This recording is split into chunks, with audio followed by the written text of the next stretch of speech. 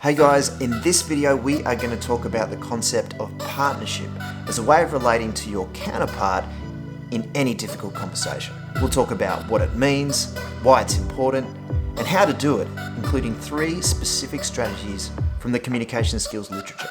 Plus, we'll talk about the one big catch when it comes to conversation partnership and a specific skill that you can use to get around it. In case you're new here, my name's Hayden Richards. I am an emergency physician and this is Comms Lab.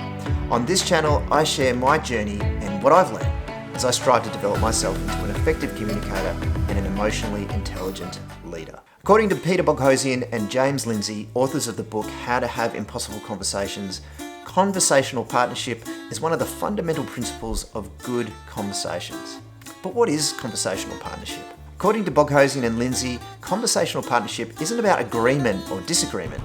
It's about civility, charity, and mutual understanding. Seeing your counterpart as a partner is the opposite to seeing them as an adversary. And in this context, the conversation no longer functions as a battleground, but as the setting in which you can cooperate to solve the puzzle of your mismatched understandings. So how do you do it? Boghossian and Lindsay give us 3 specific strategies to improve your chances of getting it right. The first strategy that they suggest is to make your goals of collaboration and understanding explicit. For me, this follows the principle of making our intentions transparent. Hey, Scout! In any difficult conversation, some of the most damaging thoughts your partner can have are thoughts like, what does he really want? What's he really thinking? These kinds of thoughts are very corrosive to trust, so it's worth trying to shortcut them by openly stating your intentions early. Scout, I really want to understand your thinking here. I really hope we can work this out together.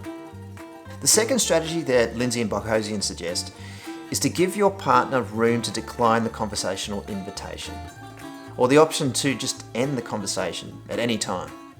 Hey, look, Scout, I just want to say that if you're finding this all a bit too much, that's fine. We can stop at any time. And you know, even if I ask you any questions that you just don't want to answer, just let me know. Let me just say, look, I'd rather not talk about that. Or just meow. This might not always be possible, particularly if the outcome from the conversation is time critical. But Boghossian and Lindsay say it's worth giving your partner this out if you can afford to do so. The third strategy that the authors suggest is to ask yourself, not your partner, but to ask yourself, how could someone believe that? And to ask it in earnest, with curiosity instead of disbelief. And just to be clear, what I don't mean here is, how could someone believe that? But what I do mean here is, how could someone believe that? The idea here is to really prime yourself with curiosity and a willingness to frame the issue as a puzzle that needs solving, rather than as an argument that needs winning. Okay, so what's the catch? Well, just because you're going into this conversation willing to be a partner doesn't mean your partner is. In fact, there is a greater likelihood that they have primed themselves to see you as an adversary. So how do you get around this? Well, all it means is that you can't really expect the other person to initiate any of these partnership strategies. You'll have to do it. Hostage negotiator Chris Voss knows all too well the feeling of walking into a conversation knowing that the other side has already framed you as the enemy. He talks about getting to "that's right" before he even considers trying to explain his way of seeing things. He does this by exercising his curiosity through open questions and mirroring prompts to firstly gain a better understanding of his counterpart's position. Hey, Scout, how am I going to get you out of there safely? Tell me what's worrying you the most. Help me understand.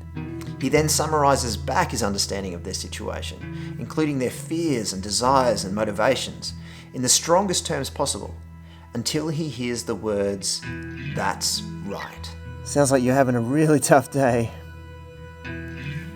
Been harassed by Gatsby. You've had your calls clipped, and instead of giving you that caviar and Patagonian toothfish that you asked for breakfast, we gave you the leftover chicken. I'm guessing the last thing you feel like doing right now is coming out of that safe place. And I gotta say, I don't blame you.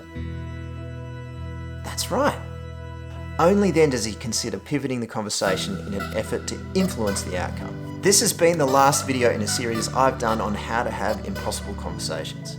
If you're interested in finding out more, I put the whole list together for you right here. Or here. Somewhere up here. You should check it out anyway. Thanks for watching, and I will see you in the next video.